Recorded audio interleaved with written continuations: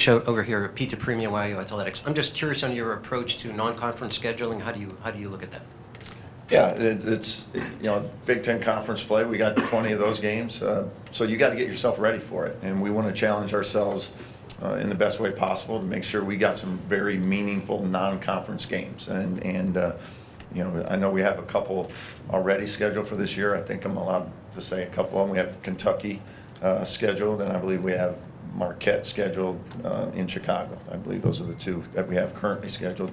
So we'll continue to work on building on that as well, and we'd love to get another one or two really good high-quality games, and then add that to the 20-game Big Ten schedule. So you have to do a good job of, got to get your home games as well, but also make sure we do a great job of getting ourselves ready for Big Ten play and challenging ourselves before we start that. Exactly, Daniel. Coach Zach Browning, thehoosier.com. What gives you the confidence as a coach that you can lead this program to long-term stability and success? Yeah, for me, I think it's, sometimes as coaches, we want to try to we want to make it too difficult. Like simplify it, make it what it is. We got to be good at these certain things.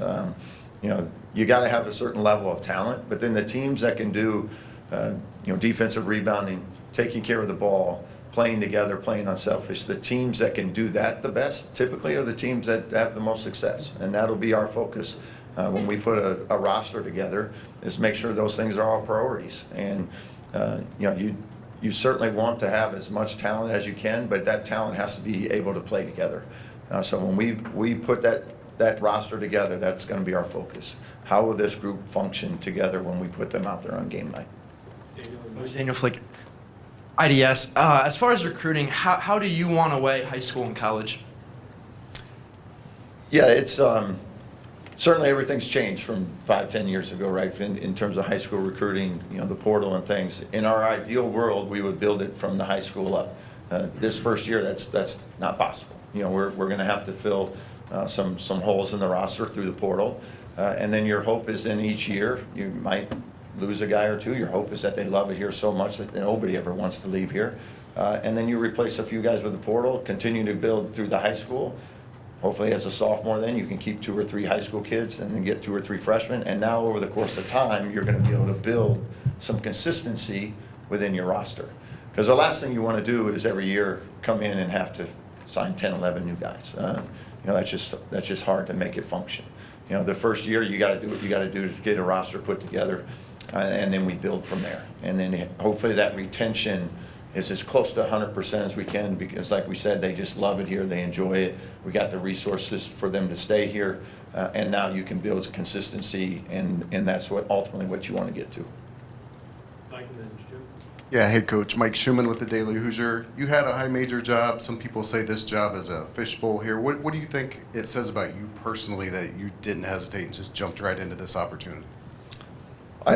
I hope everybody, every fan base wants to win. I want to win. We all want to win. So the passion is awesome. You want passion in a fan base. You want that. You thrive off that. Our players thrive off of that. So nobody's going to want to win as bad as I do, or our staff does, or our players do.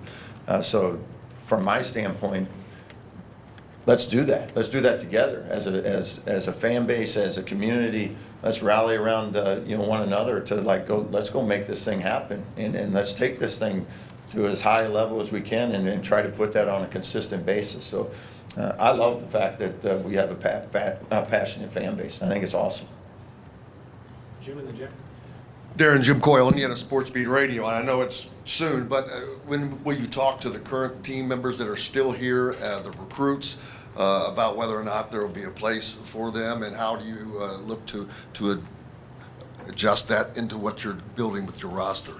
Yeah, we're going to try to get with everybody individually. I will here in these next few days. A few of them are gone on spring break, but I'll get that chance to get in front of all of them. Talk about, hey, I didn't recruit you. You didn't recruit me either. So let's see where they're at. And like I said, it all comes down to fit. If we have some guys on the current roster that still would love to be here, and it seems to make sense for both of us, let's do that. And if there's some guys that feel like they could find a better connection somewhere else. There's no hard feelings there. They didn't come here because I was the head coach, so I understand that. But and then as you move forward, now it's just us, going out and finding the guys to fill around, whatever holes there are. But I think it's always good to take, a few days, like to get in front of them, get to know each other. This is our first conversation together, so let's see what that looks like for everybody. Jack and then Seth. Hey Darren, Jack Ankeny, Hoosiers on SI. You had quick turnarounds at both West Virginia and Drake. I think a 10-win improvement at West Virginia from before you got there. What were some of the key points to kind of generating that rapid success, and how do you kind of apply that to Indiana? Yeah, I hate to be repetitive on it, but I think it's on the front end. I think when you're very particular about the guys you recruit and don't give into it, the process is the process. Your standards are your standards. Make sure that when we go out that we're not making exceptions to what we believe is important. And when you have to sign 9, 10 guys, it's easy to go like, let's just give in for this particular one, and we're just not going to do that. I know our staff sometimes we get frustrated with hey, we got this kid, we can get him there. Here's a few of the red flags, and we're out. And we just really believe that locker room is critical, because you cannot survive without a good locker room, and that's what will always make our focus. Seth and Anthony. Seth Tao with the Daily Hoosier. Darren, this program over the last 25 years has really kind of towed the line between honoring the past and living in the past. I guess as a newcomer walking into a program with such history and tradition, how do you kind of view that back and forth? How do you uphold one side without going too far to the other? I think you embrace everything about the past. I mean, that's awesome. I mean, our history is our history, and it's a great history. Why would we not want to embrace that? Now my job is what the future looks like, and that's what we want to do. Is we want to be a part of that history and be a positive part of that history. So that for us is like all former players and alumni from here. Like, yeah, we want to embrace them. That's awesome. This is their program. They built this thing, so we want to be a big part of that as we move forward. That's our goal. Anthony and Seth. Hi, Coach. Anthony Calhoun, Wish TV Indianapolis. Congratulations on great opportunity here at IU. Over 20 plus years on the sidelines, how gratifying is it for you as a coach to have this opportunity of a lifetime? And does it feel like hard work finally paying off for you here with this opportunity with IU? Yeah, I mean, as I mentioned, this is one of the premier schools, basketball schools in the entire country. And to be standing here today, and you go back and look back, 28 years ago as a GA and where you started. And I've loved every place I've been. That's what I love the most. Like, your coaching journey is special. It's unique, for everyone. And I've enjoyed my time when I was a grad assistant at Creighton, all the way up and through assistants and head coaching, and now I'm looking forward to this next step, and I believe we can do some special things here. So I'm really excited about what that can look like, and the people that are committed to making that happen, and we're going to do everything that we can, from our time and efforts to make it a reality. Trevor and Zion. Hey, Darren. Trevor Andershock, Peaks.com. You mentioned being process-oriented. Do you credit that for your winning percentage in the close games that Scott mentioned? And then, 2, what does process-oriented look in games versus practice and just overall for you? Yeah, I think you got to give credit to the players a lot of times, like in those late games, like the execution piece and guys making plays, getting stops, all those things that, hopefully from June until, that January 12th game when you needed it, they put in that time and effort to put themselves in a position to go make those plays.